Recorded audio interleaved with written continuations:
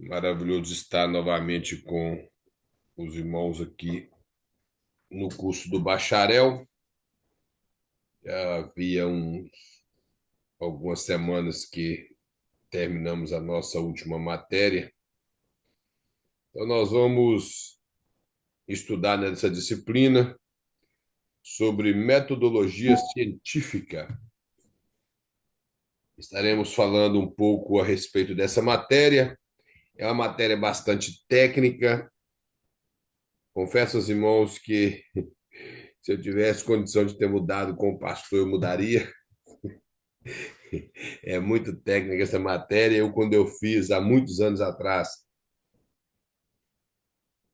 há mais de 25 anos atrás, eu fiz essa matéria e é muito boa essa matéria depois que você passa por ela, quando você vai organizar a, algum material que você precisa ter em mãos para poder reproduzir o seu pensamento, principalmente no campo nosso, que é a teologia. Então, a metodologia científica, para quem está estudando bacharel, ela é necessária, que às vezes nós pensamos que metodologia científica seria bom só para quem faz um mestrado ou um doutorado, pelo fato que eles têm a ocupação de defender uma tese, e boa parte deles são acadêmicos que preocupam em escrever livros. E ao defender essa tese de monografia, eles costumam estudar dentro da matéria didática. Mas, para nós que nós não sabemos o que nos aguarda num futuro tão, pode ser longo ou a curto prazo, se alguém aqui vai escrever livros ou não, ou apostila, mas uma coisa é certa, seria muito útil essa matéria pelo fato que a metodologia científica nos ajuda a nos organizar melhor dentro desse padrão de escrita e de preparar um material. Então, por isso que o pastor, no curso do bacharel, como faz parte, senhor Moedo, como faz parte da grade, e não somente, mas da grade de qualquer curso em bacharel de teologia, nós temos que estudar didática, metodologia científica e português. Temos que estudar essas três matérias que são bastante técnicas, principalmente o português, que eu não sei quem aqui já amou bastante português na escola. Eu creio, Pior que grego, hein? eu creio que essa parte. Ai, Pior que o grego. eu creio que essa parte de amar o português na escola é mais coisa das irmãs, porque os homens nunca foi muito de amar português na Só fiz, escola. eu passei, mas eu só fiz só aquilo ali, para despesa. Então, a didática, irmãos, de acordo aqui, o pastor vai nos. Ele traz o índice aí, o sumário em relação a essa matéria, e ele fala aí sobre o plano de ensino, ele mostra a metodologia e a universidade. É claro que aqui o pastor ele está falando de acordo com a metodologia científica secular, para que ela é necessária, como nós aplicamos a metodologia científica dentro de quando uma pessoa ele vai para a faculdade, isso é a faculdade secular, ali ele vai ter que usar desses recursos para que ele possa se organizar com grupos, com o próprio professor, para que ele possa absorver melhor as aulas que estarão sendo aplicadas dentro dessa faculdade.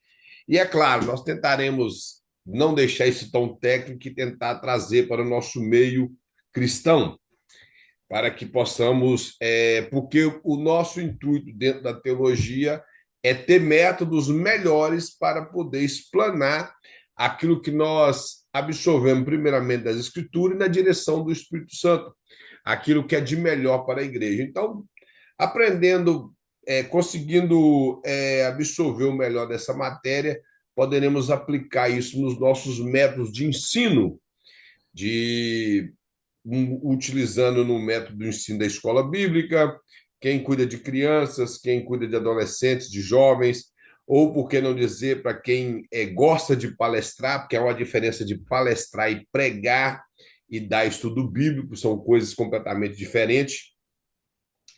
E é claro que no âmbito nosso nós preocupamos mais com o ensino e com a pregação do que com determinados tipos de palestras, mas se a palestra é uma palestra para determinados grupos que está embasado na teologia, como palestra para casais, nós podemos organizar através da metodologia um plano de dentro dessa palestra para que ela facilite os nossos ouvintes e facilite a nossa vida ao palestrar.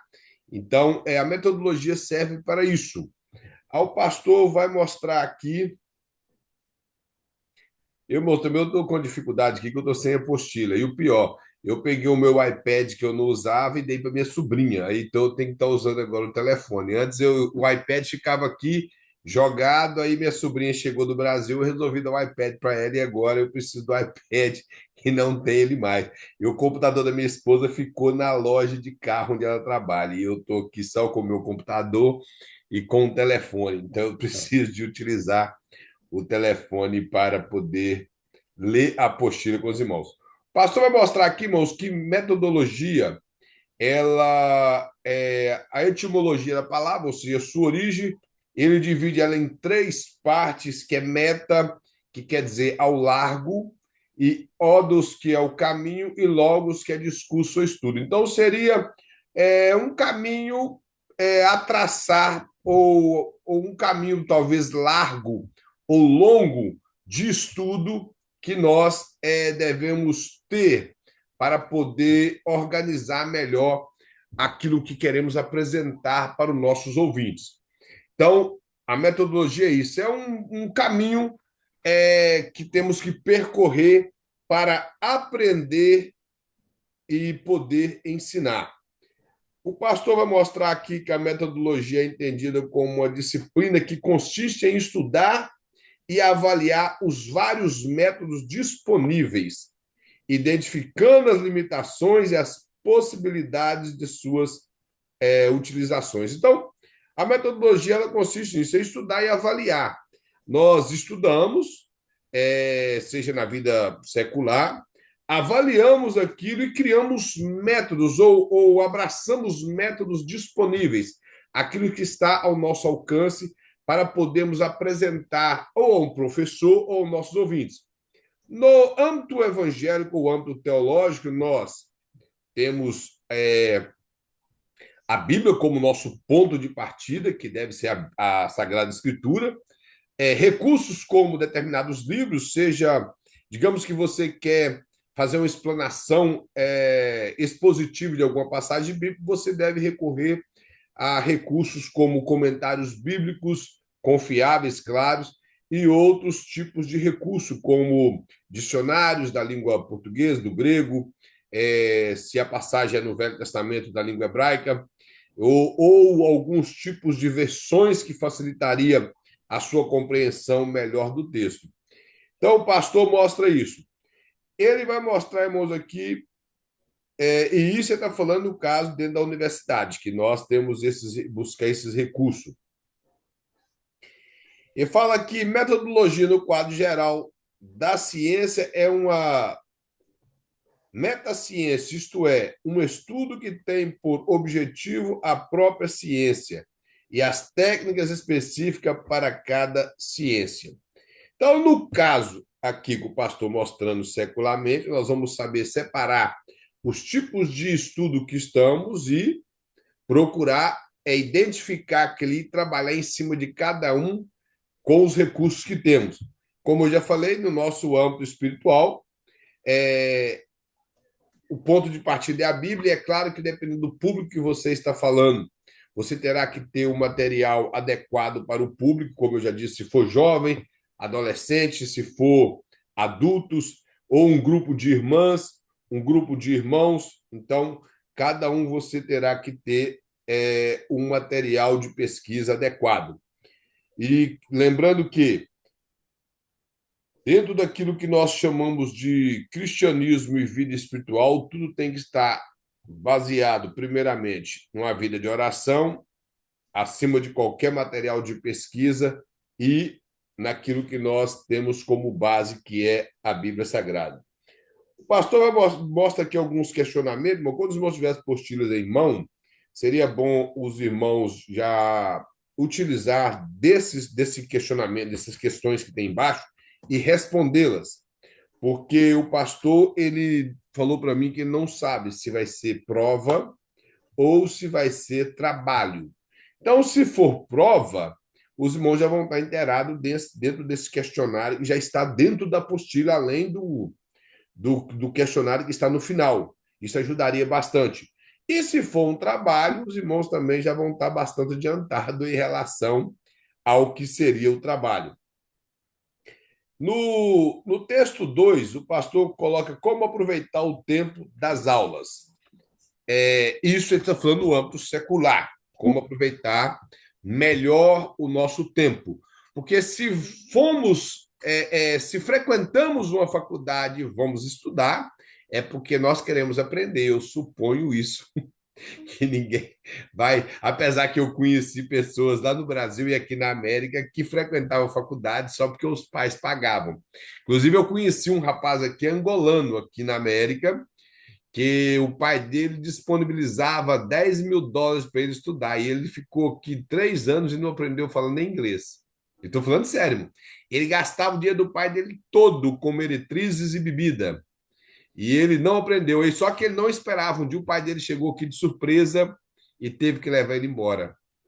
E o pai dele gastava com ele por meses. O pai dele era alguém importante na África e ele não aprendeu a falar nem inglês, ficando aqui 3 anos e Eu gastando levava ele dinheiro. para a África a pé. Hã? Eu levava ele a pé para a África com o chicote atrás. Brincadeira. Então, o que eu estou dizendo é, eu suponho que se alguém vai para uma faculdade, ele quer absorver o melhor. E o pastor vai mostrar aqui que a metodologia, ela nos ajuda nessa parte de quando nós queremos absorver o melhor. E como eu já disse, no âmbito nosso, no âmbito teológico, nós também temos que traçar essas metas para nós, esses recursos, para que possamos absorver o melhor. Primeiramente, quando nós estamos dedicando ao nosso estudo, à nossa preparação, e quando vamos passar para alguém. E o pastor coloca aqui, irmãos, alguns pontos, ele fala o seguinte, que ele fala assim, ó, na quase generalidade dos casos, acreditamos que o tempo que os alunos passam nas aulas, na sala de aulas, constitui a maior parte do tempo que dedicar aos estudos.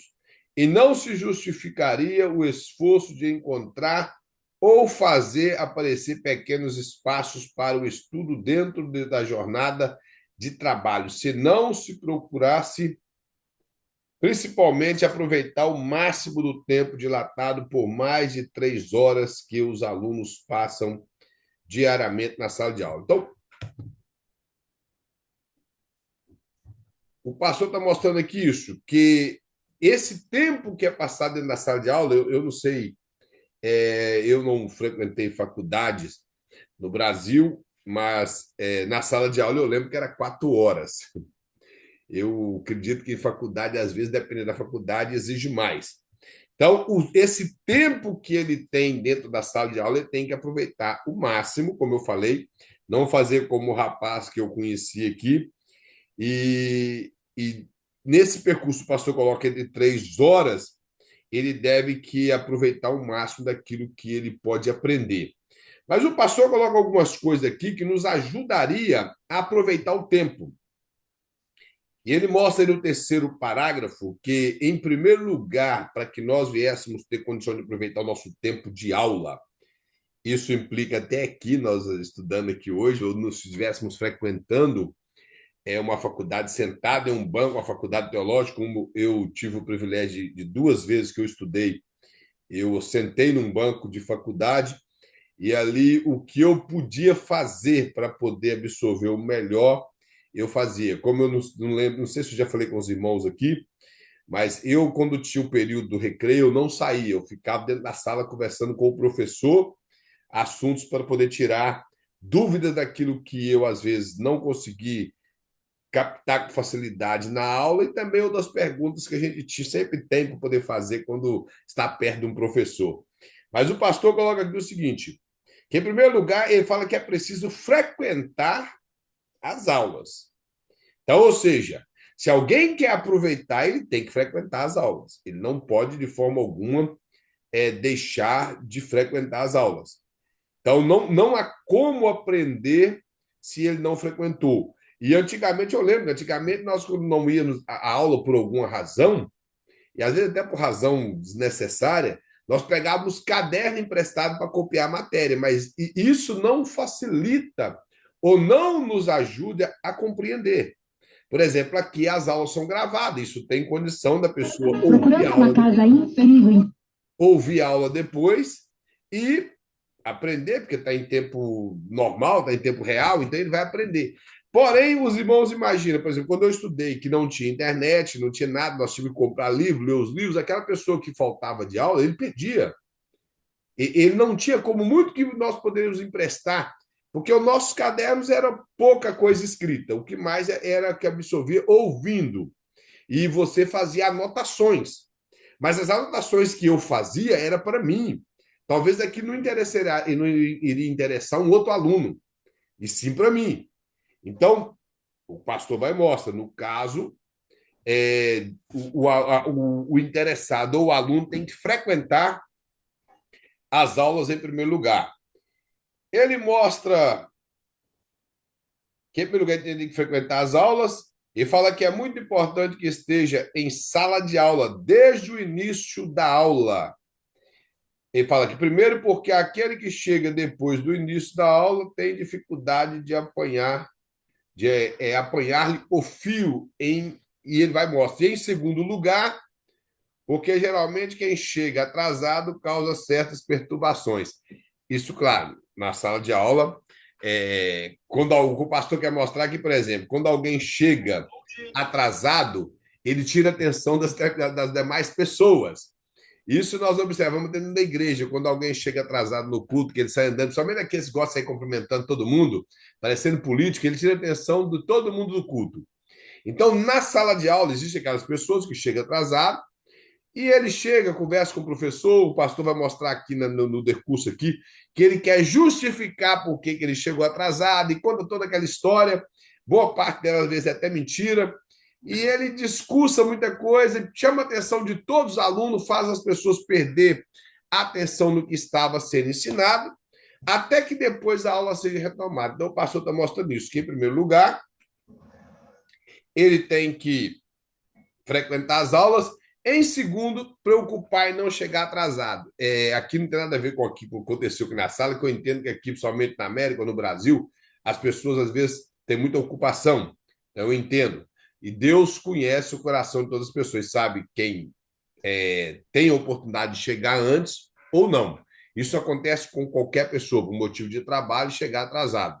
Mas o que o pastor quer mostrar aqui, no caso de um aluno, que ele está por conta da faculdade, ele teria que ter o compromisso do horário correto dele, já que ele vive por conta da faculdade, às vezes recebendo ali mesadas e outras coisas de seu pai, e o pagamento vem do bolso dos pais. Então, isso nós estamos falando de uma pessoa dependendo dos seus pais para poder estudar.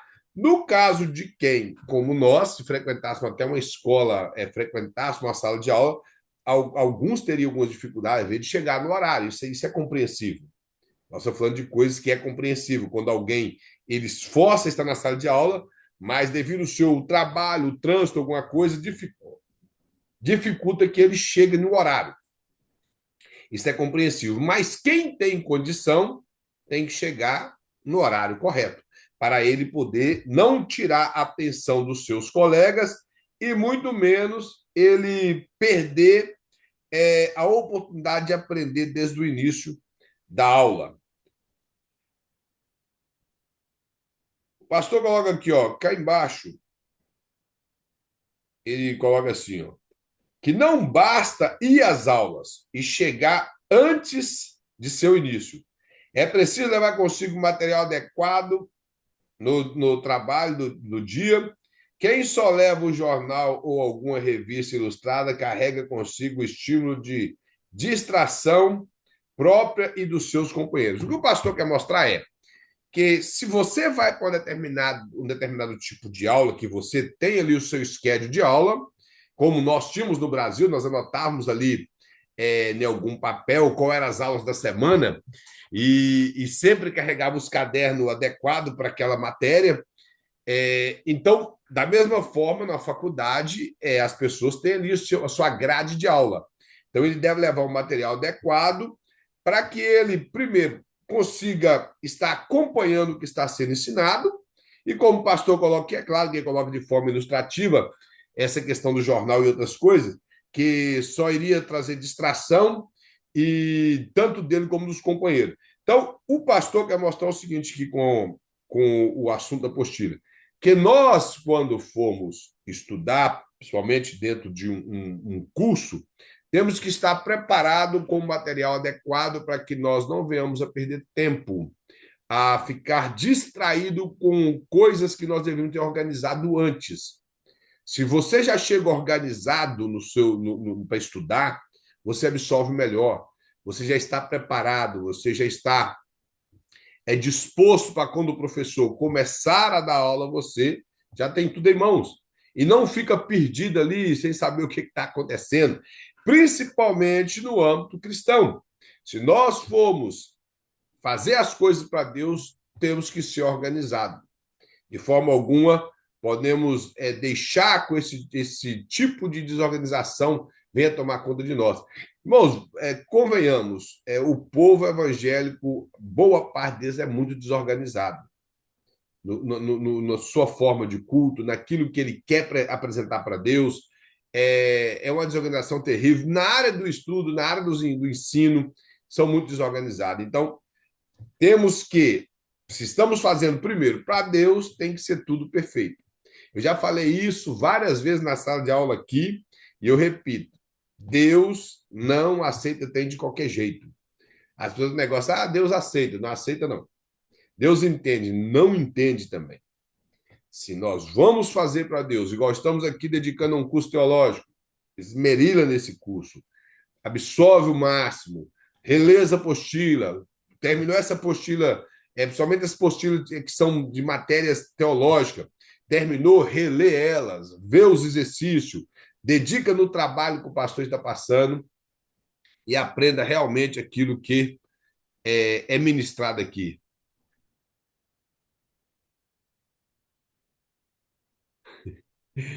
Eu já vi muitos assim, irmãos. Eu vi uma igreja que o culto lá antigamente começava 9. Depois eles pulou para 9h15, porque os irmãos não chegavam. Aí os irmãos que não chegavam 9, chegavam 9h15, passou a chegar 9h30. Eles passaram para 9h30, eles passaram a chegar 9h45. Eu não estou inventando isso aqui, irmãos. A igreja aqui em Rivia, pertinho de nós aqui. Depois o culto passou a começar 10. E a igreja ficou por 2 anos o culto começando 10. Deu a pandemia, precisou de fazer aqui os 2 horários de culto. Quando voltou os cultos normal, optamos por culto às 9. Foi nas 9, aproximadamente 6 meses. Depois tiveram que mudar para 9h30. E hoje, como eu não estou lá mais, eu não sei o que aconteceu. Mas o que o nosso modelo coloca aqui é uma coisa muito séria. Realmente isso ocorre. A desorganização. Quando eu tomava conta da escola bíblica, dava 8 horas, que a nossa escola era de 8 às 9h30, eu já começava a minha escola com 2 pessoas ou 3 dentro, não estava importando. Vigília nem se fala. Então, eu começava a minha escola com 2 ou 3 pessoas que estavam ali, porque, para mim, se eu não começo no horário, eu falto respeito com aqueles que chegou no horário. E, como eu estou dizendo, se a pessoa teve um motivo para chegar atrasado, isso Deus conhece e isso é aceitável. Agora, a pessoa que acha que é chique chegar atrasado, isso é falta de respeito com o semelhante, com os companheiros de sala de aula e principalmente com os irmãos de igreja. Do irmão Kleber. Sim? A questão é o seguinte: a igreja tem que determinar o horário e começar. Os que já chegam atrasados, ele fala, é 9h15, então os irmãos já não chegou. Eu vou chegar 9h30. Eles sempre fazem isso. Se você não começar o culto, nem que seja com as cadeiras e você lá cantando e dar seguimento, entendeu? Vai sempre ser assim. Sempre. Sempre, realmente, sempre vai ser assim, porque sempre as pessoas irão atrasar. Eu, como estou fora do Brasil há muitos anos, eu não sei, mas no Brasil era o grupo que chegava atrasado era muito pequeno nas igrejas. Era minoria. Aqui na América já é a maioria. O culto já começou e está chegando atrasado. Eu, quando eu aceitei Jesus, tinha um irmão que morava. Bom, não estou brincando, ele morava 1 minuto da igreja. 1 minuto. Ele era o Engraçado, último a chegar na igreja. engraçado tem irmã que manda as bolsas na frente. Eu mesmo já fiz isso demais, de ir na frente porque não dava conta. Pegava minha filha e ia. Não. Eu morava 2 minutos da igreja, eu não podia chegar atrasado. Então, o pastor irmão, quer mostrar isso, que não basta ir à sala de Posso aula. falar algo? Desculpa. Sim, pode falar. Eu acho que, na verdade, esse costume de chegar atrasado, eu acho que é cultura brasileira, não só de todos, não Sim, todos. Por sim. exemplo, se você vai numa igreja americana, como de vez em quando, às vezes eu vou aqui próximo à minha casa, eu vejo que eles têm horário de começar, têm horário de terminar. São Uhum. bem metódicos. Eu penso assim, que para uma grande organização, nós deveríamos adequar a isso para o melhor funcionamento. É. Tem horário para começar e horário para terminar. Porque senão vira uma bagunça, de certa forma, né? Tipo, que chega atrasado e parece que pega o bonde andando e vai indo. Na minha opinião. Mas eu concordo com a irmã em tudo. A igreja ela tem que ter esse método. E como que a irmã falou, realmente isso é cultural. Essa mescla que é o brasileiro acaba pegando um pouco de cada coisa e se tornando ruim. É cultural. Mas a questão é que para o cristão isso é feio. O cristão ele tem que ceder à ação do Espírito Santo. E uma das coisas que Deus gosta é de organização. Como a irmã falou, horário para começar e horário para terminar. Eu discordo dessas igrejas que falam, nós temos horário de começar, mas de terminar não, porque o Espírito Santo, quando A toma aqui, liturgia, Kleber, a liturgia do culto é toda desorganizada. Ele sabe que isso, existe um pregador que vai trazer a palavra, certo? Ele dá oportunidade para todo mundo da igreja, para os anjos, para todo mundo. Aí chega, o culto termina às 9, entendeu? 8h59, entrega o pregador, ainda fala, deixa Deus te usar. desse jeito. E o povo que vai trabalhar amanhã, no meu caso, eu levanto amanhã 10 para 5 da manhã, eu tenho que ficar na igreja até. Eu já fiquei, irmão, na igreja. Um dia eu estava trabalhando e eu mexo com piso. E eu estava trabalhando em New Hampshire. Eu preguei tanta madeira que eu já estava com a coluna e as pernas bambas.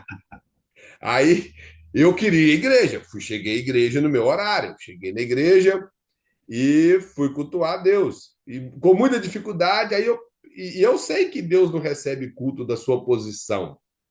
Deus, ele recebe o seu culto da posição sua interior e não da sua posição física. E veio um camarada aí, ele é metido a cantor, um homem enrolado, mais enrolado que fumo. Um camarada embananado mesmo, vida promíscua, um monte de coisa. Foi lá na igreja. Ele apareceu uma vez no YouTube aí com uns videozinhos feitos lá no Haiti e começou a rodar por aí, cantando aí. E o camarada foi cantar e pregar. Ele cantou 1 hora para depois ele pregar. E quando ele começou a cantar, que eu pensei assim, vai cantar uns doisinhos e vai parar, o cara cantou. Mas ele começou a cantar e emenda que negócio hora do outro, vai emendando. Aí eu cansei e sentei, porque eu estava realmente com as pernas muito doendo. Aí quando ele foi pregar, ele começou a me atacar. Deus não está recebendo a sua adoração, você que não coloca de pé. Eu tô, seu Deus, eu sei que o senhor está, porque uma coisa nada a ver com a outra. Nem se eu tivesse com preguiça. E ele foi falando, e pregou um monte de heresia, e foi falando, falando, falando. O culto terminou 11h15 da noite, e eu já estava pedindo Jesus para me ajudar, porque já está. E eu não consigo, irmão, sair embora de culto. Eu não consigo. Eu fui para adorar a Deus, eu queria ficar na igreja, mas terminou 11h15 da noite. Então, desorganização. Eu não aguento esses pastores que falam, como nosso irmão Zé de Souza falou, que o Espírito mandar falar, você fala. Não. Eu, quando eu pastorei a igreja, eu dava 50 minutos para o pregador. 50 minutos. Eu tomo conta do culto de missões da nossa igreja. Passo para ele 8 horas e falo 10 para 9, você me volta o microfone. Você tem 50 minutos. Se você quiser pregar 10 e ficar aí pulando 40 minutos, o problema é seu. Se você quiser pregar 40 e ministrar 10 minutos, mais 10 para 9, você me volta o microfone e passar para o pastor para terminar o culto. Então, eu não estou dizendo aqui, irmão, que não vai acontecer dia que Deus possa se operar e manifestar de uma maneira que não tem como nós querer reter isso, porque o Espírito Santo ele é Deus e ele que comanda. Mas uma liturgia de culto ela tem que ter organização. E se acontecer um dia ou outro, nós entendemos. Agora, todos os cultos terminar 11 horas da noite, todos os cultos que é de manhã terminar 1 ou 2 horas da tarde, isso aí é desorganização mesmo, naquilo que nós chamamos de culto e ação do Espírito Santo. Não tem.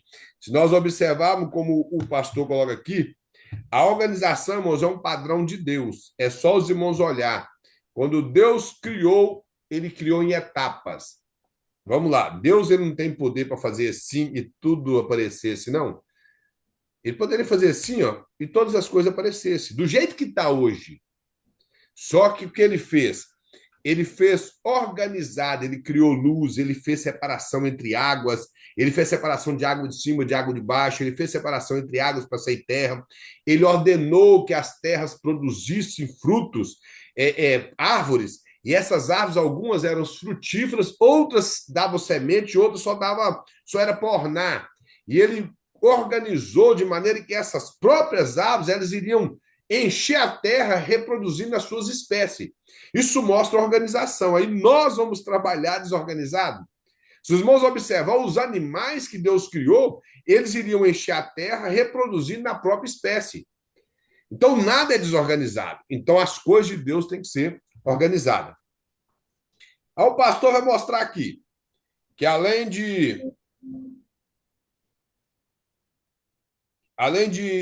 ele fala que é preciso material adequado, e que vai trabalhar o dia. Ele fala quem ensolera. Isso eu, na verdade, já falei. Ele fala que outra coisa, irmão, que o pastor coloca aqui que é interessante no aprendizado e no método para que nós possamos focar melhor e aproveitar melhor nosso tempo dentro do que é metodologia científica. Ele fala que é o silêncio. Ele fala que o silêncio é muito importante. Ele até coloca aí uma coisa que ele fez questão de deixar claro aqui, que é o silêncio exterior. Primeiramente, o silêncio exterior é muito importante. Porque, primeiro, eu acredito que ninguém quer monge aqui, né, para poder ficar com esse pensamento budista de monge. E sempre buscar a paz interior. Porque o nosso silêncio interior só vem quando o nosso exterior está em silêncio. Para meditação naquilo que nós queremos aprender, tem que haver silêncio. Eu sei que em determinadas ocasiões, eu particularmente não tenho problema nenhum com música. Eu durmo com música, durmo com luz acesa, eu não tenho problema com isso. Televisão ligada, se tiver que dormir, eu durmo. Mas tem aqueles certos tipos de barulho repetitivo que aquilo atrapalha. E conversinha, ela atrapalha qualquer. Eu acho que não existe pessoas que têm condição de meditar quando há conversas alheias aonde você está estudando. Eu creio que os irmãos aqui, na sala de aula que nós estudávamos antes, quando era mais novo, tínhamos dificuldade de absorver quando uma pessoa ele tirava a atenção do povo com conversa. Porque tem pessoas que sabem conversar baixo, mas ele movimenta bastante e acaba tirando a atenção do povo. E tem aquelas pessoas que realmente não sabem conversar baixo. Ele conversa alto, ele tira a atenção do povo. E nesse âmbito que nós temos para poder absorver, principalmente dentro da área teológica, nós temos que ter silêncio. Dentro de uma sala de aula, dentro da igreja, temos que ter silêncio, não deixar com que esses barulhos externos tirem a nossa atenção, rouba a nossa atenção.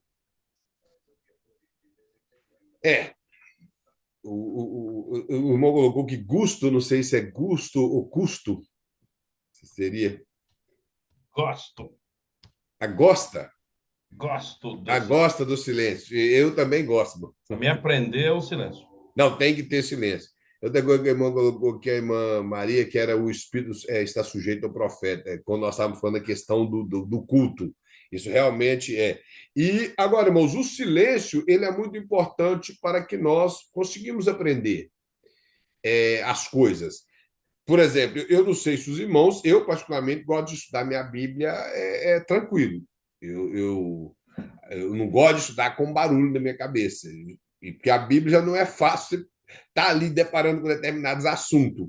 Tem assunto que está fácil de ser dominado ali, você consegue, já passou por várias vezes aquele assunto você domina. Mas tem passagem, por exemplo, quando eu estou lendo o livro de Levítico, se eu não prestar muita atenção ali, eu fico perdido. O livro do profeta Ezequiel é um profeta muito difícil de aprender, o profeta Zacarias. Então, se não se dedicar e não ter um silêncio, vai te atrapalhar. E o pastor está mostrando que dentro daquilo que é faculdade, isso é na área secular, se os alunos que estão frequentando a faculdade ali no seu grupo, eles não tiverem silêncio para poder absorver o melhor daquilo que ele tá dedicando, ele não vai aprender. E no meio cristão é a mesma coisa. Se nós não dedicarmos e não tivermos silêncio, nós não temos como aprender nada. E esse silêncio exterior é muito importante, muito importante. Eu não sei se os irmãos já passaram por isso. Dentro de igreja eu já vi determinados tipos de estudo bíblico que ele acaba se tornando um debate, uma certa confusão.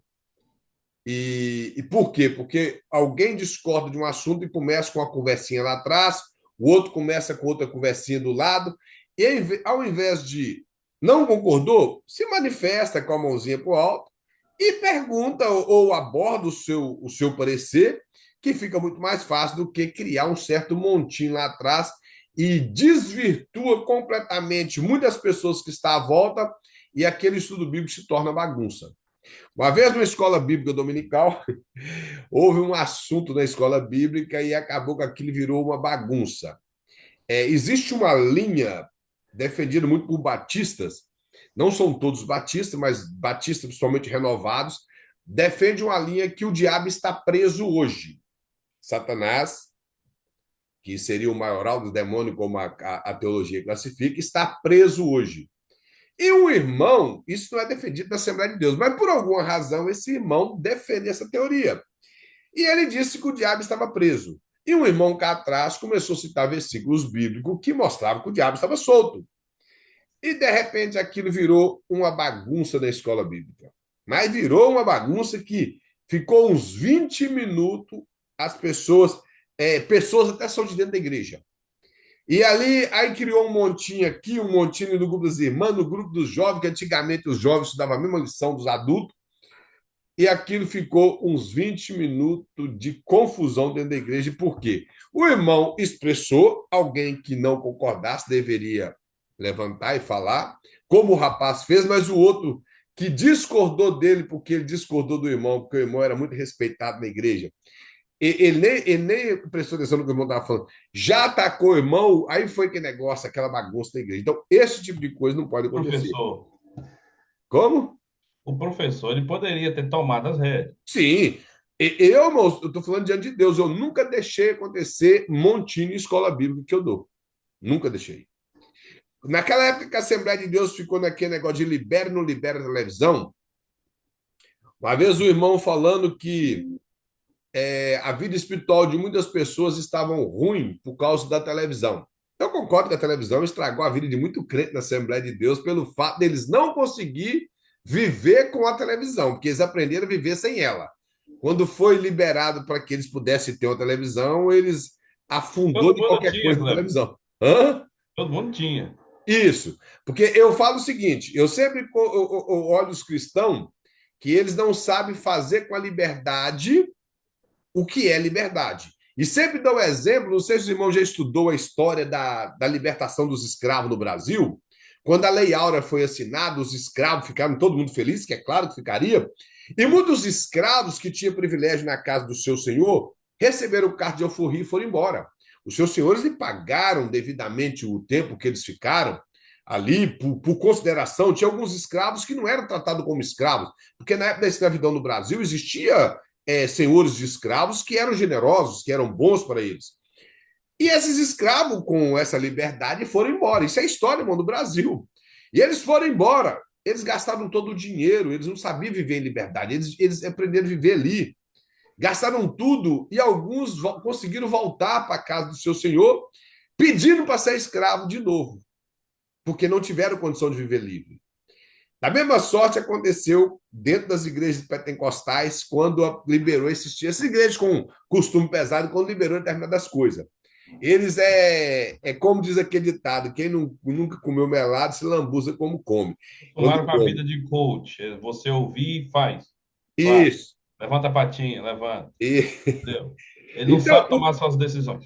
O pessoal, eles acabou se afundando demais. E o irmão defendia muito, porque não tinha televisão, e defendeu, falou que muitos filhos de crente estavam desviando por causa da televisão, que alguns irmãos colocam televisão em casa. Irmãos, eu não tinha televisão nessa época. Eu estava dando a escola bíblica e estava falando dos filhos de Jó, melhor, do assunto que era Jó, dos filhos dele. E o irmão alegou que Jó havia pecado, por isso os filhos dele haviam morrido. Eu peguei e falei, mas onde na Bíblia que fala que Jó pecou? Que inclusive dá testemunho que ele não pecou. Falei, então acho que o irmão está equivocado. E outra coisa, falei, se o muito que a Bíblia ainda não era escrita no período de Jó, mas eles tinham a lei da consciência, e o período de Jó, Jó sabia muito bem que a alma que pecar, essa morrerá. Que os filhos não iam pagar pelo pecado dos pais, nem o pai pelo pecado do filho. Então, Jó levantava pela madrugada e apresentava sacrifício a Deus pelos seus filhos e dizia, quem sabe, talvez os meus filhos possam ter blasfemado o nome de Deus. E então ele apresentava sacrifício pelos seus filhos como sacerdotes da casa. Falei, então essa teoria do irmão é errada. Aí eu virei e falei, hoje nós ouvimos muitas pessoas acusando, eu falei, dentro dessa igreja, que muitos filhos de crente aqui desviaram porque colocar a televisão em casa. Eu falei, aqui tem uns 50% da igreja que tem filho desviado que não tem televisão. Eu falei, de jeito. Aí criar um montinho, eu já acabei com o montinho, falei, não, irmãos, aqui na escola bíblica que eu dou, não aceito montinho. O assunto aqui não é sobre televisão e o assunto aqui não é sobre criação de filhos. Então, o que eu estou dizendo é, a criação dos nossos filhos não tem a ver com o que nós colocamos dentro do que é costume ou não na igreja, mas é o que nós ensinamos aos nossos filhos, a maneira deles viver com aquilo. E não simplesmente proibir, e sim viver. Então, esse tipo de bagunça no âmbito espiritual, irmão, não pode ser aceitado na igreja, numa sala de aula, numa reunião, de forma alguma. Se tem uma questão que é polêmica, ela tem que ser resolvida e não discutida a ponto de criar problemas. O pastor, irmão, vai mostrar aqui, e isso está dentro da questão do silêncio, porque isso ocorre dentro de sala de aula secular também, essa questão de discórdias, e acaba rompendo aquele silêncio que deveria ter no meio do povo de Deus, ou melhor, no meio dos alunos. Outra coisa que o pastor coloca aqui, ele fala assim, ó.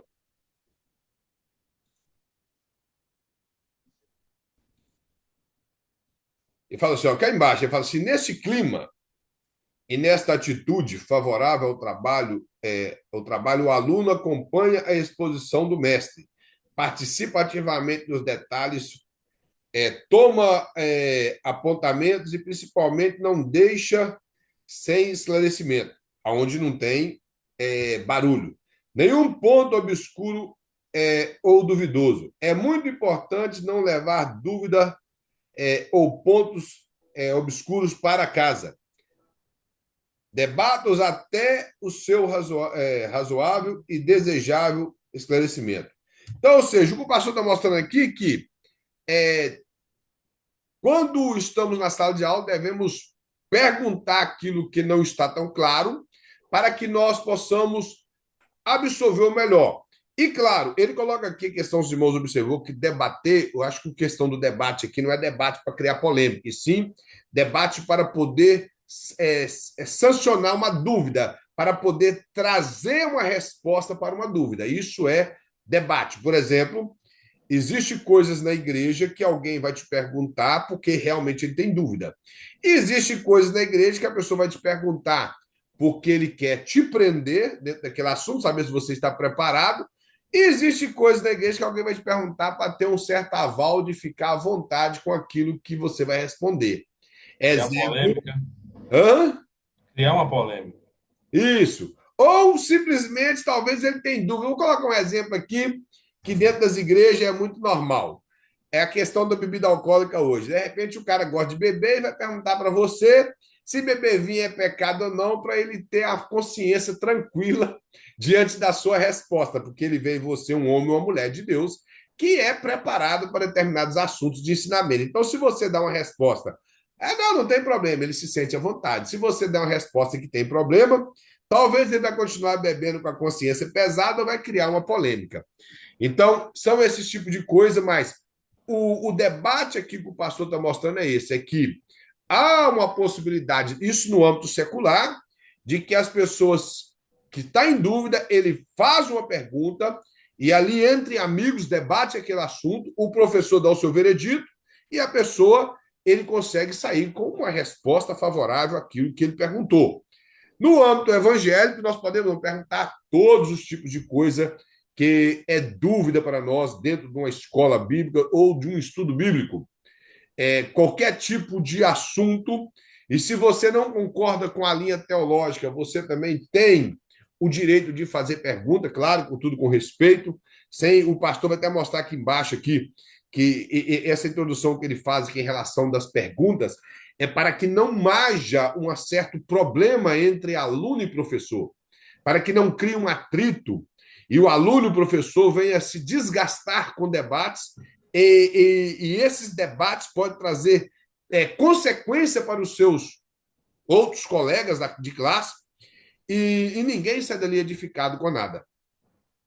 Como eu falei, no âmbito cristão, se nós nos desgastarmos com esses tipos de debates, principalmente que são apenas linhas teológicas e que não trazem edificação, e há muitos debates e falta de respeito, isso prejudica todas as pessoas que estão à nossa volta. Cléber, Sim.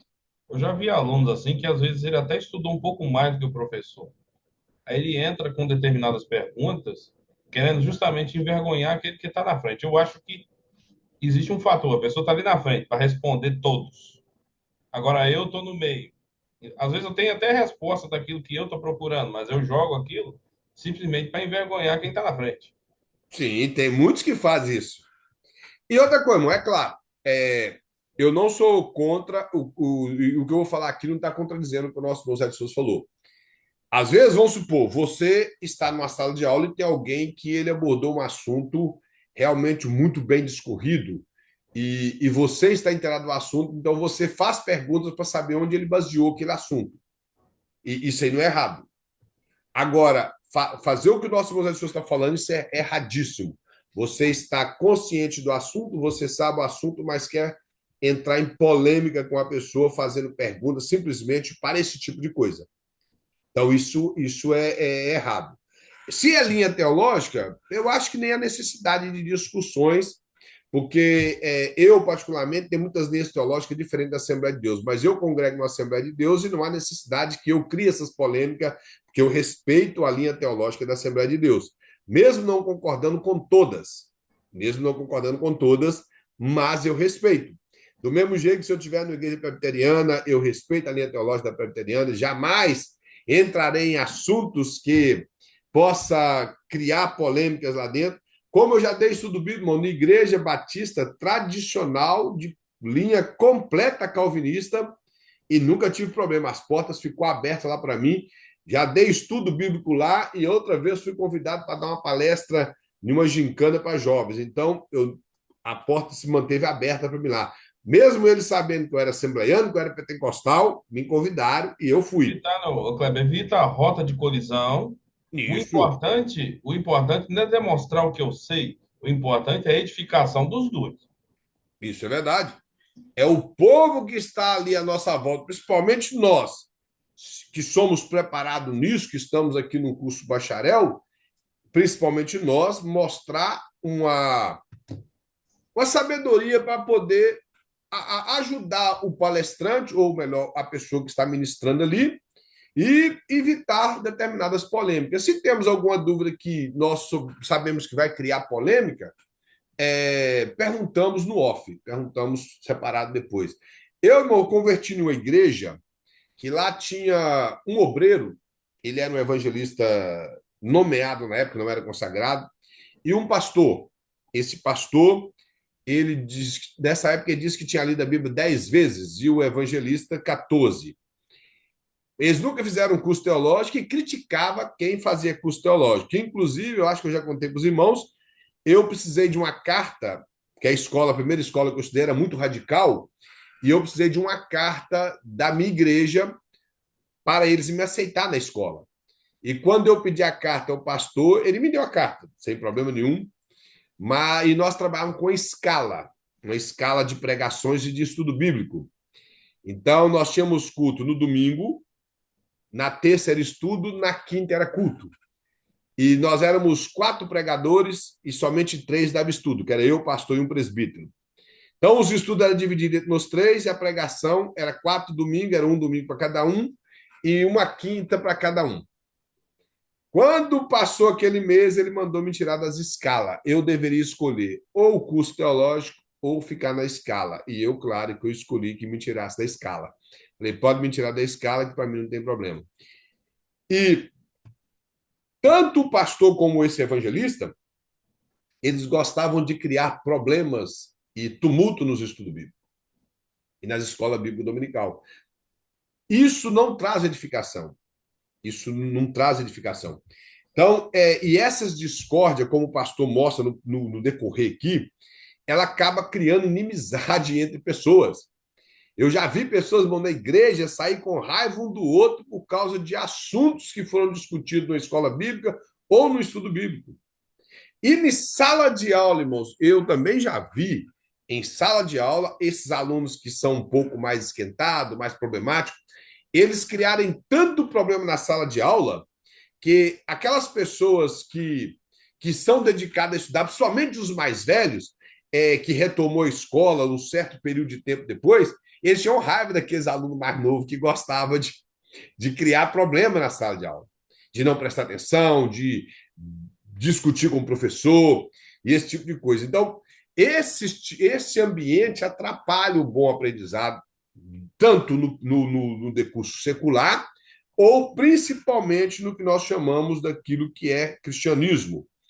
O pastor vai mostrar aqui como aproveitar o tempo em reunião de grupo, porque nós também trabalhamos, além dessas questões que geram polêmicas entre professor e aluno, nós temos o hábito para aproveitar melhor, dentro do método científico, metodologia científica, o trabalho em grupo, ou estudar em grupo. E isso tem que ser proveitoso. Tem que ser proveitoso o trabalho em grupo. Ele jamais podemos reunir simplesmente para determinadas coisas, que não seja o objetivo principal. Eu já fiz muito trabalho em grupo na faculdade teológica. Nós tínhamos que deslocar de lugar longe para poder... E eu era tão azarado que todos os grupos que eu saía eram pessoas que moravam perto da faculdade e todos eles moravam num local só. Então, às vezes, eu tinha que sair para ir lá na casa deles estudar ou em determinado local que nós encontrávamos para estudar. Mas sempre foi proveitoso. E o que o pastor quer mostrar é isso aqui, que a maneira correta de nós aproveitarmos o nosso tempo em grupo. Aqui nós apresentamos uma vez um trabalho em grupo, eu creio que a irmã Priscila, o irmão Zé de Souza vai lembrar, nós apresentamos um trabalho no médio uma vez em grupo, mas cada qual teve que estar na sua casa, fazer sua preparação e apresentar aqui pelo vídeo, porque nós não tivemos como reunir, porque todo mundo trabalha aqui. O muito que na época eu apresentei até junto com a irmã Deime, e tinha uma outra irmã comigo, eu não lembro quem era, que pro final das contas eu tive que apresentar o trabalho sozinho, porque ela falou que não teve tempo de preparar. Então eu apresentei o trabalho sozinho. Mas Foi sobre religiões diferentes, a gente tinha que defender a tese das. isso foi a questão da religião. Eu lembro que eu tinha que debater com a Tati. Eu seria um católico e ela uma cristã. E ela tinha que me convencer eu como um bom católico e ela como uma boa cristã. Então, era eu, a Tati, isso mesmo, eu, a Tati, a irmã dele. E na época, tudo muito difícil de poder reunir e encontrar para poder falar do assunto. Então, tivemos que preparar separado e poder estudar. E o grupo dos irmãos, eu lembro, os irmãos que apresentou, como a irmã Lúcia Miklos, que era sobre o islamismo, e outros irmãos. Então, temos essas dificuldades aqui, mas no Brasil, naquela época, nós não tínhamos dificuldade. E é claro, na verdade, aqui poderia sim reunir os irmãos que moram perto, por exemplo, eu e o nosso irmão Zé de Souza moramos mais perto aqui. Não sei se o irmão Zé de Souza mora em Maldo, Médico, eu moro aqui. Maldo, eu moro em Everton, pertinho. Então tem como reunir. Mas às vezes nós da correria é tanta que nós não reunimos. E o que o pastor quer mostrar aqui é esse trabalho em grupo. Esse trabalho em grupo que ele é muito importante. Só ver um negócio aqui.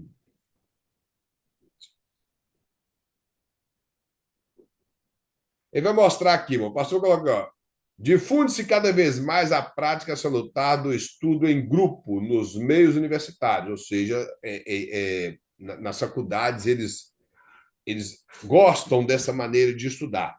Ele fala para uma classe nova de alunos que não estejam familiarizados com essa forma de atividades, tais reuniões podem apresentar-se apreensivo perda de tempo, podem angustiar alunos e gerar frustrações.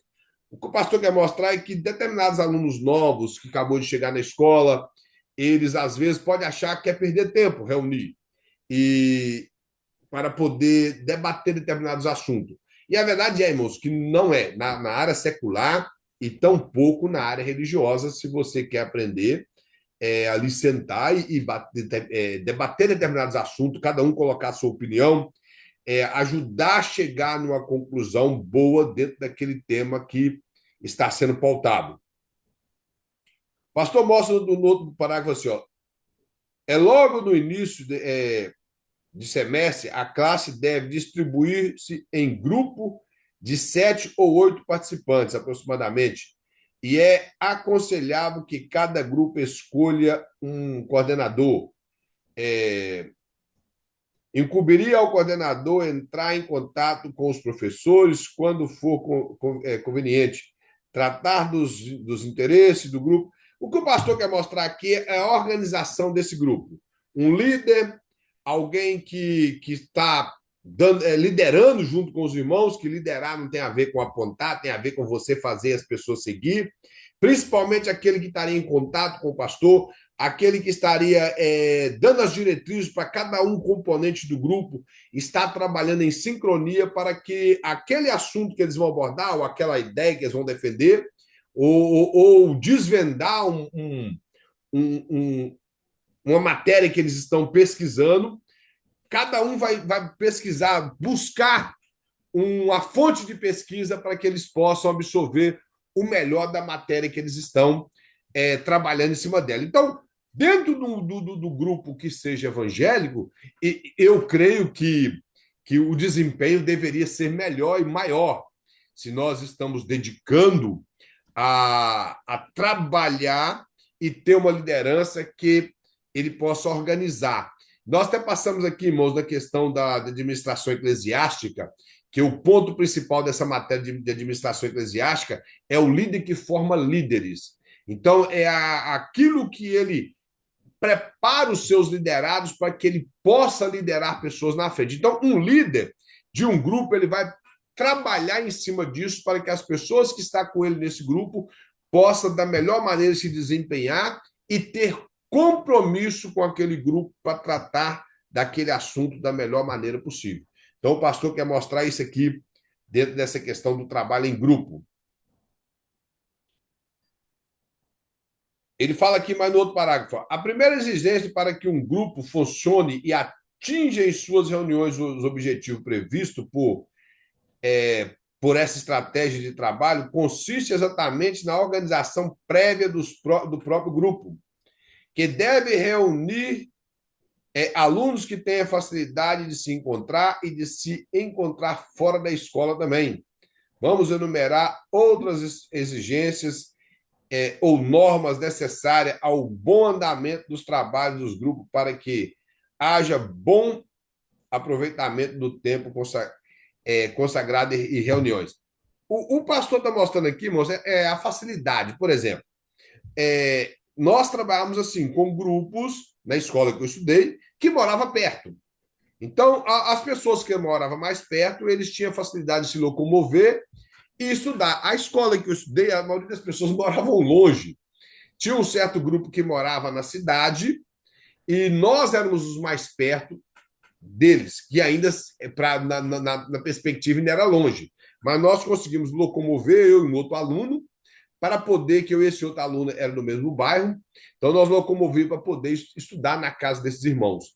Aqui no caso, na América, como eu já falei, teríamos como os irmãos ou as irmãs que moram mais perto, eles se encontrar. Que o pastor colocou aqui, se encontrar na escola, é claro que essa questão de faculdade secular, as pessoas às vezes fazem determinada matéria junto com outros e elas optam em fazer determinadas matérias. Então, isso deveria facilitar dentro da escola para que eles se encontrassem e fora da escola também. E essa facilidade fora da escola seria as pessoas que moram mais perto. As pessoas que têm facilidade de se locomover, não com distância tão larga para não se tornar cansativo, ou aquilo se tornar algo que venha a ser empecilho para que eles se encontrem. Então, trabalhar com quem está perto. Irmã, Jane, fala alguma coisa? Ah, não, só levantando a mão, brinca. Sem problema, eu pensei que a mãe queria falar alguma coisa. Eu tô com um bagunceiro que não tá me deixando em paz. Desculpa. Tô vendo aí. Aí o pastor vai mostrar algumas coisas que, como ele falou, que ela poderia ser algumas coisas que contribuem, algumas exigências, que facilitaria esse trabalho em grupo. E coloca o primeiro e fala assim: ao receber um tema para trabalho, o grupo deve reunir-se o mais rápido possível para programar. Que o negócio mudou aqui sim de tela rapidinho. Deixa eu só achar a tela aqui.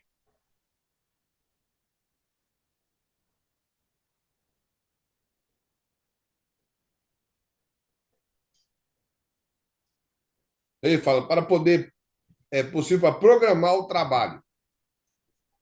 Então, programar a reunião e proceder a uma primeira distribuição de tarefas preparatórias. O que o pastor quer mostrar é que recebeu a incumbência, então age rápido. Age rápido. No âmbito cristão, vamos fazer um trabalho aqui com os irmãos da escola. Recebeu, tem uma data. A data é longa ou é curto prazo? Trabalhe rápido em cima disso. Seja uma pessoa diligente que trabalha em cima daquilo para ter maior proveito. Segunda coisa, todos deverão providenciar os textos pelos quais se responsabilizam e deverão estudá-los. Sempre que se trata de pesquisas biográficas, como geralmente acontece, o primeiro passo é providenciar a biografia. Então, na verdade, o que o pastor quer mostrar indiferente do material que você tem em mão, que foi indicado para fazer, a primeira coisa que temos que fazer é providenciar o material que iremos precisar para trabalharmos em grupo. O líder do grupo vai distribuir as tarefas ou o tipo de material que cada um vai ter que pesquisar, talvez vários tipos de livros. No caso, nós, como cristãos, digamos que teríamos que trabalhar em cima de comentários bíblicos se o assunto for uma interpretação exegética de algum texto. Se for conteúdo histórico, seja ele da filosofia, da história da igreja, teríamos que ter materiais adequados para trabalhar em cima daquilo. Como nós também falamos aqui da questão das seitas e heresias, teríamos que ter materiais adequados em cima daquilo. Se cada um receber uma incumbência com determinado tema, ele vai trabalhar em cima daquele tema para facilitar, reunir todo o material e chegar a um consenso de todo o assunto que foi entregue na nossa mão, cada um trabalha trazendo uma parte, e isso vai ajudar a completar todo o material que nós precisamos. Terceiro, que o pastor fala que há uma ordem para que os participantes apresentem os textos pelos quais se responsabilizarem e comunique brevemente o seu conteúdo. Ou seja, que o líder ele vai transmitir para os seus liderados que eles devem organizar aquilo que lhe foi entregue, a matéria que lhe foi entregue, o texto, como o pastor colocou aqui, e ele deverá trabalhar em cima dele, e antes que ele possa apresentar, que ele passe para os seus companheiros, para que os seus companheiros possam analisar e ver se precisa de acrescentar alguma coisa, se precisa de tirar alguma coisa, porque às vezes o texto também ficou muito longo, às vezes há uma necessidade de tirar alguma coisa que não foi necessário estar tudo aquilo ali. É claro que no meio cristão, tudo que foi informação boa dentro de um conteúdo teológico é bom, mas às vezes há coisa que não há necessidade de estar ali. Então, ou que necessita acrescentar, ou até mesmo trabalhar melhor no texto para ele ficar mais explicado. Então, o que o pastor quer mostrar é isso. A quarta, ele fala que não se deve alongar debates antes de que se chegue ao final de uma primeira apresentação de generalidade da leitura do texto básico. Então, o que o pastor quer mostrar é que não há necessidade de desgaste. Se reunimos um grupo, esse grupo vai trabalhar em cima de determinada matéria e há determinados tipos de desgaste antes do assunto ser concluído e aquilo pode tirar o foco do trabalho desse grupo. Como eu já falei, se o meio cristão ele se perder nisso, todo o tempo vai ser perdido, e principalmente aquilo que é preparo espiritual. Mas no âmbito da faculdade secular, se estamos ali pretendendo visar um futuro, devemos trabalhar com a organização com nossos companheiros e, acima de tudo, detalhar aquilo que nós queremos falar e não ficar alongando, principalmente alongando em assunto para criar debates. O texto 3, meu pastor coloca aqui diretrizes para a leitura, análise e interpretação do texto. A metodologia vai nos dar condição de criar métodos que nos ajudará ao analisar e interpretar determinados textos que for colocado na nossa responsabilidade. Além do trabalho em grupo, nós temos essas diretrizes que nos ajudariam. O pastor coloca aqui, a maioria dos obstáculos do estudo e da aprendizagem em ciência e filosofia estão diretamente relacionados com a correspondente dificuldade que o estudante encontra na exata compreensão do texto teórico. É claro que nós entendemos que existe determinados materiais que caem em nossas mãos que não é fácil de ser compreendido com a primeira visão que você tem do material. Então, há uma necessidade de se debruçar em cima daquele assunto e pesquisar detalhadamente para que nós tenhamos compreensão do material que nós temos em mão. E o pastor coloca mais aqui, habituados à abordagem de texto literário, os estudantes, ao se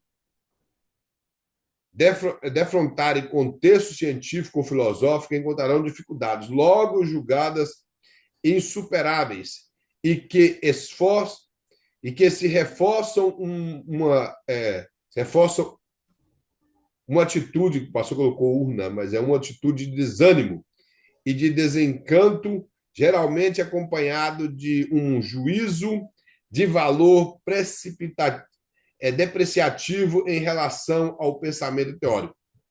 O pastor mostra aqui que todos nós temos essa dificuldade de dominar algum tipo de assunto. Talvez você domine vários assuntos e tem outros que não. Então, o pastor quer mostrar aqui que no âmbito da faculdade secular, tem pessoas que vão ter o primeiro contato com esses tipos de disciplina, como filosofia, algo científico, e ele vai ter certas dificuldades.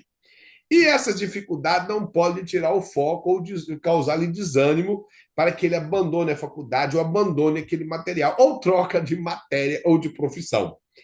E no âmbito espiritual, nós não podemos deixar de lado aquilo que nós chamamos nossa regra de fé, que é a Bíblia, porque nós não compreendemos determinados assuntos dentro das Escrituras, e principalmente dentro do termo teológico. Aquilo que é teologia, que nem sempre há uma facilidade de compreensão, nós não devemos abandonar simplesmente porque nós não compreendemos na primeira vista. Se temos o material em mãos, temos que pesquisar bastante esse material. Se há um material que você não domina tanto, tenta buscar em outras fontes, tenta buscar de outras pessoas até que você compreenda o assunto, mas não abandona já de cara.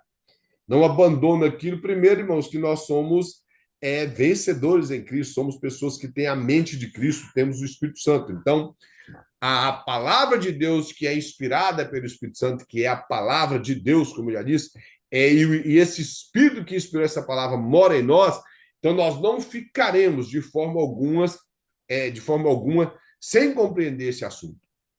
Então, se você quer aprender, você vai dedicar. E como o pastor coloca, tem pessoas que abandonam já porque não conseguiu dominar o assunto à primeira vista, ou ele leu a primeira vez e já larga de lado, e acaba abandonando aquele assunto. Então, como bons estudantes de teologia, aprendendo metodologia científica, nós vamos aprender o seguinte, que se tem determinado assunto que nós não dominamos no início, vamos dedicar a buscar outras fontes até que possamos estar com aquele assunto claro em nossas mentes e não abandonar o determinado assunto que nos foi entregue. Ele fala aqui, ó, no caso, que é mais embaixo, ele fala assim, no caso de textos de pesquisas positiva, acompanhe-se o raciocínio já mais rigoroso, seguindo a apresentação dos dados objetivos sobre os quais tais textos estão fundados. Os dados e os fatos levantados pela pesquisa e organizados, conforme técnicas específicas a várias ciências, permite ao leitor devidamente iniciado a acompanhar o encadeamento lógico desse fato. Fala que, diante da exposição teórica, como em geral são as encontradas em textos filosóficos e em textos científicos relativos à pesquisa teóricas em que o raciocínio é quase sempre dedutivo e as imaginações e as experiências objetivas não são muito válidas. O que o pastor quer mostrar aqui é que tem coisas que nada mais é do que teoria. Então, se é algo teórico que não tem assim, não tem um fechamento de questão, que ninguém chegou a uma conclusão, não há necessidade de se desgastar nisso. Você aprendeu, você observou e não precisa desgastar. Isso é um método que vai te ajudar a absorver o melhor. Se você vê o que é só teoria, que não tem um fundamento, para que ficar se desgastando naquilo? Do mesmo jeito como questões teológicas, como eu falei, que às vezes não tem tanto fundamento, não tem respaldo bíblico, e as pessoas se desgastam naquilo. Não estão compreendendo? Por exemplo, um dia eu vi um rapaz tentando debater um assunto se o diabo tem poder ou não sobre as ações da natureza. Aí um defendia que não, porque a natureza obedece à voz de Deus, e outro defendia que sim. Porém, o que defendia que sim, ele tinha teorias e ele estava criando uma exegese, ele estava colocando no texto o pensamento dele em vez de extrair do texto o que o texto diz. Exemplo, ele dizia que o diabo manipulou a tempestade que houve ali quando Jesus estava no barco com os discípulos, quando Jesus estava atravessando o mar da Galileia para poder ir para Gadara, para que lá em Gadara ele encontrou com aquele homem, que na verdade Mateus fala que eram dois, que estavam endemoniados, aquele que um deles se manifesta e fala que o nome dos demônios, ele não disse, mas ele disse que eram muitos, por isso se chamava legião. O texto em cima não fala que a tempestade foi agitada pelo diabo, o texto simplesmente fala que houve uma tempestade, que Jesus mandou ela se acalmar, ela se acalmou. Aí, no pensamento dessa pessoa que estava defendendo isso e defendendo a finca a ponto de criar debates desgastantes e que faltou com respeito, ele disse que o diabo fez agitar aquela tempestade para tentar impedir Jesus de chegar do outro lado. Aí o assunto não se sustenta, porque na cabeça desse homem, o diabo que fez a tempestade sabia que Jesus era Deus e que Jesus, se chegasse do outro lado, expulsaria ele. Aí ele fez a tempestade no mar para que Jesus, o barco afundasse, Jesus não chegasse lá. Não se sustenta, porque Jesus não morreria afogado. Ele andou por cima Essa da água. tempestade não foi o diabo, foi o irmão. Tá entendendo? Ele andou por cima da água. E se a tempestade, ele sabendo que Jesus era Deus, ele sabia que quem criou os ventos e o mar foi Jesus. Então ele saberia que tudo isso está debaixo do domínio de Cristo. Então não se sustenta. E cria um debate com coisas que são teóricas. Os irmãos estão compreendendo? Aí eles criam aquelas teorias não estou dizendo que isso não possa vir a acontecer, mas não é uma regra. De demônios territoriais, que existe demônio em cada esquina, demônio em cada rua, demônio em cada bairro, em cada cidade. Eu não acredito nisso, mas eu acredito que tem demônios que eles possam, sim, estar em determinados locais e objetos. Eu acredito nisso. Não estou isso não é a doutrina, mas é o que eu acredito.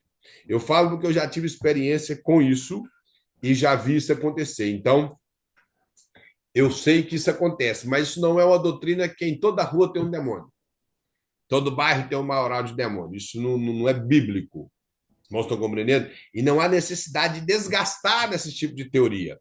Eu creio e eu respeito a fé de qualquer pessoa. O Se a problema fé é dele não está acreditar. apoiando. Hã? O problema, às vezes, está na pessoa assumir o erro. Eu errei no meu pensamento. Isso. O problema é que a pessoa vai querendo sustentar, e o outro bate, e vira confusão. Mas o maior problema são as questões empíricas, as questões de experiência. A sua experiência é sua experiência, espiritual é a sua experiência. Eu não posso interferir na sua experiência. Exemplo, eu creio que todo mundo aqui é pentecostal. Então, quem não é, eu respeito, mas todo mundo que é pentecostal. A maneira que você foi batizado com o Espírito Santo é uma. Que a irmã Ruth foi batizada é outra, que eu fui é outra. A irmã Priscila, falei Ruth, irmã Ruth, não dá para nascer. É outra. A minha experiência, ela pode ser contada e às vezes vai alegrar alguém, vai identificar com alguém, mas isso não é uma doutrina. A maneira que você trabalhou em libertações de vidas é uma coisa, a maneira que eu trabalhei é outra, que a nossa irmã Jeane trabalhou é outra, o nosso irmão Washington trabalhou é outra. Então, não é a mesma coisa. Agora, aquilo que é doutrina bíblica é doutrina bíblica. Exemplo, a maneira que eu creio que Deus é, que você crê, que o nosso irmão Washington crê, isso é importante. Cremos que é um só Deus, cremos que é um Deus que trabalha de maneira trinitária, cremos que ele é poderoso, que ele criou todas as coisas e que ele sustenta todas as coisas. Isso é teologia bíblica e teologia sistemática baseada na Bíblia. Teologia bíblica, nós cremos que o apóstolo Paulo foi quem escreveu 13 cartas claras no Novo Testamento, que cada carta foi endereçada com doutrinas específicas. Então, isso é teologia bíblica. Estão entendendo? Se nós cremos assim agora, as nossas experiências, elas não podem valer como doutrina. Vou dar um exemplo de experiência que aconteceu na Bíblia, que hoje as pessoas querem colocar como doutrina. Exemplo, o muro de Jericó caiu quando o povo de Israel rodeou a muralha por 6 dias, cada dia ele rodeou uma vez, no 7º dia ele rodeou por 7 vezes. E hoje eles até ensinam errado, que se você rodear a muralha por 7 vezes, a muralha cai. Na verdade, a muralha foi rodeada por 13 vezes e não por 7. Sim, 13. Agora, uma questão é, a muralha caiu quando Josué e o povo rodeou? Sim. Deus mandou ficar rodeando muralha de casa de alguém, de cidade, para ficar caindo muralha depois do fato de Josué? Não. Estão entendendo? Foi uma experiência com Josué. Deus pode derrubar muralhas de novo? Pode, claro que pode. Abriu o mar vermelho. Está entendendo? Foi experiência. A necessidade de abrir mar vermelho hoje? Hoje tem ponte que corta o mar vermelho. Naquela época não tinha. Então, que nós temos que entender é isso. A experiência, por exemplo, dos aventais de Paulo e dos lenços de Pedro que eram levados para curar enfermos e expulsar demônios. Claro, tudo no nome de Jesus. Pode acontecer? Pode. Você pode pegar um lenço seu e pôr sobre a cabeça de uma pessoa possessa e falar em nome de Jesus, vai sair? Vai, mas aquilo foi só quem expulsou o demônio foi o nome de Jesus, não foi seu lenço. Deus mandou ficar expulsando demônio através de lenço ou de avental? Não. Soprando. Soprar? Não. Quem crê, esses sinais seguirão os que crerem. Em meu nome expulsarão os demônios. É assim que a Bíblia ensina. Os irmãos estão compreendendo o que é experiência e o que é doutrina bíblica. A doutrina é através do nome de Jesus. As experiências que o povo de Atos viveu são outras. Então, aquilo que é sem necessidade de debates, para que desgastarmos isso? Na escola secular e principalmente no meio do povo cristão. Se existe uma doutrina que ela é bíblica e surge um pensamento herético, nós estamos ali para defender, com todo respeito, defender. Mas se existe um assunto que ele não altera em nada na nossa salvação, para que desgastar nisso? Para que desgastar nisso? Não há necessidade. Eu sempre falo o seguinte, quando alguém entra em assunto de escatológico, assunto de batismo, eu falo, irmão, a Assembleia de Deus batiza em nome do Pai, do Filho e do Espírito Santo, por imersão, é assim que nós cremos. Para se tornar membro da Assembleia de Deus, precisa passar pelo processo do batismo. É assim que a igreja acredita, é assim que é o estatuto da igreja. Se não está adequado, quer ser batizado só em nome de Jesus, procura a igreja de batismo só em nome de Jesus. Se quer ser batizado por aspersão ou por efusão, procura determinada igreja que batiza assim, que vai estar maravilhas. São coisas secundárias. São coisas secundárias. Mas a igreja tem sua regra de fé e o seu estatuto. E dentro desses padrões de estatuto tem que ser obedecido, se nós queremos estar naquela igreja. Os irmãos estão entendendo? Então é assim que se trabalha. Agora, aquilo que é doutrina bíblica, que pode vir afetar na sua salvação, aí não. Aí você tem que defender, conforme o apóstolo Paulo fazia, o próprio Cristo fez, João fez, Pedro fez e os apóstolos fizeram para defender aquilo que é doutrina bíblica, para que o povo de Cristo não seja enganado. Agora, o que é secundário, não há necessidade de desgaste, de perder tempo com isso. Ao pastor, para nós finalizarmos, ele vai mostrar mais aqui.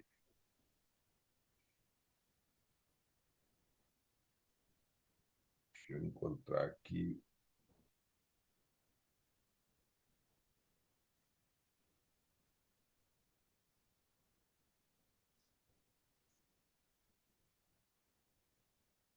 Deixa eu só achar aqui onde eu estava aqui.